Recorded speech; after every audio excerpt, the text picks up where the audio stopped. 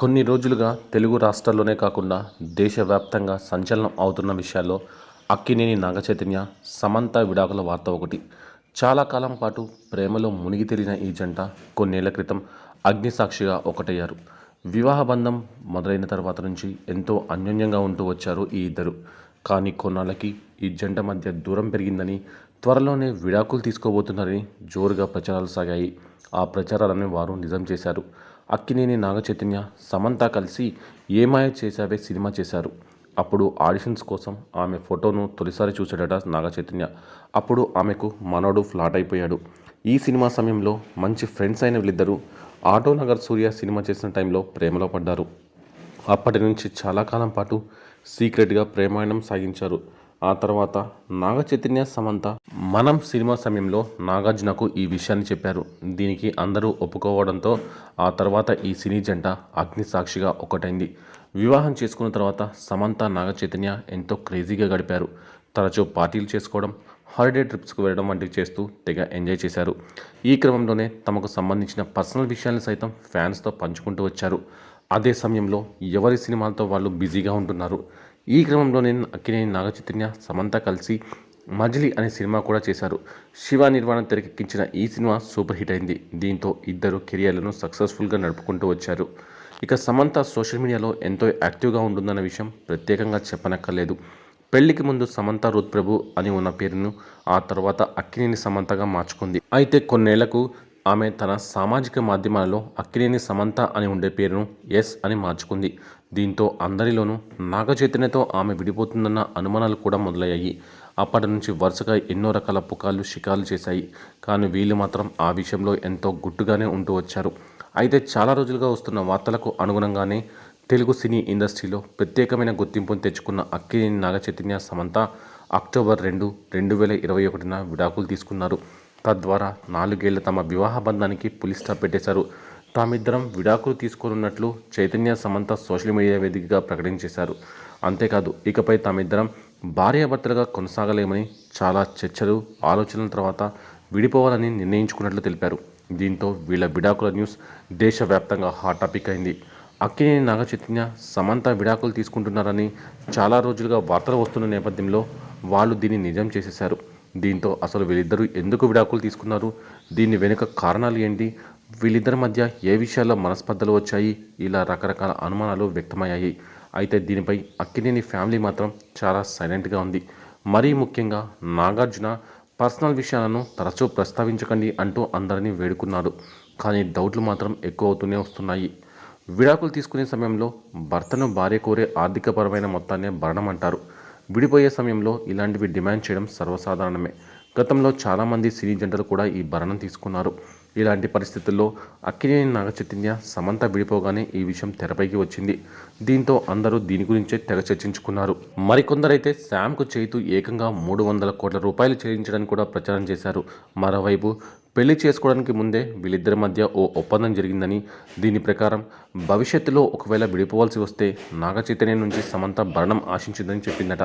అలాగే శామ్ నుంచి చైతు ఆర్థికపరమైన సహకారాన్ని కూడా తీసుకున్నని అందులో పేర్కొన్నట్లు తెలిసింది. అందుకు అనుగుణంగానే వారిద్దరూ విడాకులు తీసుకున్నారని సమాచారం. అసలు ఎందుకు విడిపోతున్నాం అనే విషయం వారి పర్సనల్ కాబట్టి వారు బయట పెట్టకపోవడంతో అనేక రకాల ప్రచారాలు తెర మీదకు రాగా సమంత అయితే వాటిని భరించలేక కోర్టు మెట్లు కూడా ఎక్కిన పరిస్థితి కనిపించింది. అయితే ఈ విషయంలో నిజ నిజాలు ఎంతవరకు ఉన్నాయో తెలియదు. కానీ పూర్తి స్థాయిలో సమంత తప్పే ఎక్కువగా ఉందని, ఆమెకు పిల్లల్ని కనడం ఇష్టం లేదని కాదు, వేరే ఎఫర్తో ఎఫ్ఐఆర్ పెట్టుకుందని ఇలా రకరకాల ప్రచారాలు తెర మీదకు వచ్చాయి. ఈ విషయం మీద సమంత కోర్టుకు వెళ్లడంతో సమంత గురించి తప్పుడు ప్రచారాలు ఆపమని సోషల్ మీడియాకు కోర్టు నోటీసులు జారీ చేయడంతో ఈ విషయం కొద్దిగా సద్దుమణిగింది. ఇక ఆ తర్వాత సమంతకి మయోసైటిస్ రావడం, దానిపై సోషల్ మీడియాలో ప్రకటించడం, ఆ కారణంగానే తాను చైతుకు విడాకులు ఇచ్చారని ప్రచారం చేశారు. తనకు మయోసైటిస్ లాంటి ప్రాణాంతకమైన జబ్బులు ఉన్నాయనే విషయం సమంతకు ముందే తెలుసని, ఈ వ్యాధుల కారణంతో పిల్లలు పుట్టడంలో ఇబ్బందులు ఎదురవుతున్నాయని, అందుకే ఎక్కువ సమయం తీసుకుంటుంది అనే ఉద్దేశంతో నాగచైతన్యను, ఆయన కుటుంబాన్ని ఇబ్బంది పెట్టడం ఇష్టం లేక ఆయన జీవితం బాగుండాలని ఉద్దేశంతోనే ఇలా విడాకులు ఇచ్చిందంటూ జోరుగా ప్రచారం జరిగింది. అయితే 2018లో సమంత మాట్లాడుతూ నాకు నా బిడ్డ ఎప్పుడు కావాలి అనే తేదీని పెట్టుకున్నాను. డేట్ ఫిక్స్ అయింది. లైక్ మనం ఫిక్స్ చేసుకున్న డేట్ ప్రకారమే జరగబోతుంది అన్నట్లుగా. అయితే నిర్ణీత తేదీకి అది జరగడం ఖాయంగా కనిపిస్తోంది. నాగ చైతన్య నేను ఎప్పుడు బిడ్డను కనాలనుకుంటున్నామో ఖచ్చితంగా టైం లైన్ని ఫిక్స్ చేశాము. తన బిడ్డకు అన్నీ ఇస్తానని కూడా వెల్లడించింది.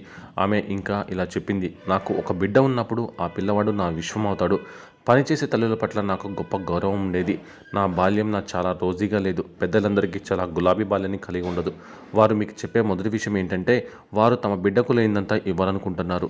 అది నాకు చాలా కష్టంగా ఉంది. కాబట్టి నాకు బిడ్డ పుట్టిన మొదటి కొన్ని సంవత్సరాలు నేను ఎక్కడ ఉండను అని అనుకుంటున్నాను. ఆ పిల్ల నాకు సర్వస్వం అవుతుంది అని చెప్పుకొచ్చింది సమంత. అయితే పెళ్ళయ్యాక కూడా బోల్డ్ సన్నివేశాలు నటించడం ఇష్టం లేని నాగ చైతన్య విడాకులు ఇచ్చడం అనేది ఒక వర్షన్. అలాగే ఆమెకు పిల్లలు కనడం ఇష్టం లేదు. తన పర్సనల్ స్టైలిస్ట్ ప్రీతం జుగల్కర్తో ఎఫ్ఐఆర్ పెట్టుకుంది అంటూ కథనాలు కూడా వెలువడ్డాయి. నిరాధార కథనాల మీద సమంత ఫైర్ అయ్యారు. ఆమె లీగల్ యాక్షన్ కూడా తీసుకున్నారు. కొన్ని మీడియా సంస్థలు యూట్యూబ్ ఛానల్స్పై కేసు పెట్టారు. కోర్టు ఆదేశాలతో సదర్ ఛానల్స్ కంటెంట్ తొలగించడం జరిగింది.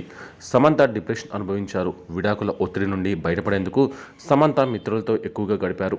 ఆధ్యాత్మిక ప్రదేశాలను సందర్శించారు. మెల్లగా ఆ బాధ నుండి కోలుకొని వర్క్లో బిజీ అయ్యారు. విడాకుల అనంతరం సమంత యశోద, శాకుంతలం, ఖుషి చిత్రాల్లో నటించింది. సిటాడెల్ టైటిల్ వెబ్ సిరీస్ చేయగా పోస్ట్ ప్రొడక్షన్ జరుపుకుంటుంది. కాగా సమంత విడాకుల నిర్ణయం వెనుక ఒక అమ్మాయి ఉందనే సందేహాలు తాజాగా మొదలయ్యాయి. సమంత సోషల్ మీడియా పోస్ట్ దీనికి కారణమైంది. మలేషియాలో ఉండే మేఘన అనే ఫ్రెండ్తో దిగిన సమంత ఆ ఫోటో షేర్ చేసింది. సదరు ఫోటోకి ఆసక్తికర కామెంట్ జోడించింది. నా విలువైన నిర్ణయాలకు ఒక ముఖం అంటూ ఉంటే అది మేఘనానే అని సమంత కామెంట్ చేసింది. మేఘన తన జీవితంలో ఎంత ఇంపార్టెంట్ అనేది తెలియజేసింది. కాబట్టి సమంత విడాకులు తీసుకోవడంలో మేఘన సలహాలు, సూచనలు ఖచ్చితంగా ఉండి ఉంటాయి. మేఘన అనుమతితోనే సమంత విడాకులు తీసుకోవాలని డిసైడ్ అయి ఉంటారనే కామెంట్స్ వినిపిస్తున్నాయి. విడాకుల తర్వాత మీరు సమంత ఎప్పుడు వార్తల్లో ఉంటున్నారని నాగ చైతన్యను ముంబైలో ఒక మీడియా సంస్థ అడగ్గా మేమిద్దరం విడాకుల గురించి ప్రకటించాం. మా స్టేట్మెంట్స్ పోస్ట్ చేశాం. మా ఇద్దరికి ఒకరంటే ఒకరికి గౌరవం ఉంది. మా గురించి చెప్పాలంటే అంతే. మేము చెప్పాల్సింది చెప్పేశాం. ప్రజలు ఏదేదో అనుకుంటున్నారు, కాలమ్స్ ఫీల్ చేసుకుంటున్నారు, కానీ నిజంగా ఏమీ లేదు.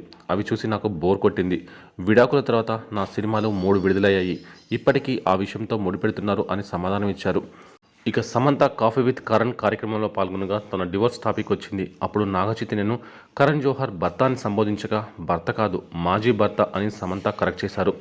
ప్రస్తుతం నాగ చైతన్యతో తన రిలేషన్షిప్ గురించి సమంత ఆ కార్యక్రమంలో ఒకవేళ మా ఇద్దరిని ఒకే గదిలో ఉంచారనుకోండి, మీరు షార్ప్ ఆబ్జెక్ట్స్ దాచేయాలి. ప్రస్తుతానికైతే అంతే. మా మధ్య అంత స్నేహపూర్వక సంబంధాలు లేవు. భవిష్యత్తులో కొన్నాళ్ళ తర్వాత అయితే పరిస్థితి స్నేహపూర్వకంగా ఉంటుందేమో అని సమంత చెప్పింది. అయితే చై, శామ్ విడిపోవడానికి వేణుస్వామి మాట్లాడుతూ నాగ చైతన్య సమంత పెళ్లి బంధం నిలవకపోవడానికి అసలు కారణం గ్రహాలు అనుకూలించకపోవడమే అన్నారు. వీళ్ళిద్దరి జాతకంలో శని ఉచ్చస్థితిలో ఉందని, అందుకే వీళ్ళు కలిసి ఉండలేరని ముందే చెప్పారని అన్నారు.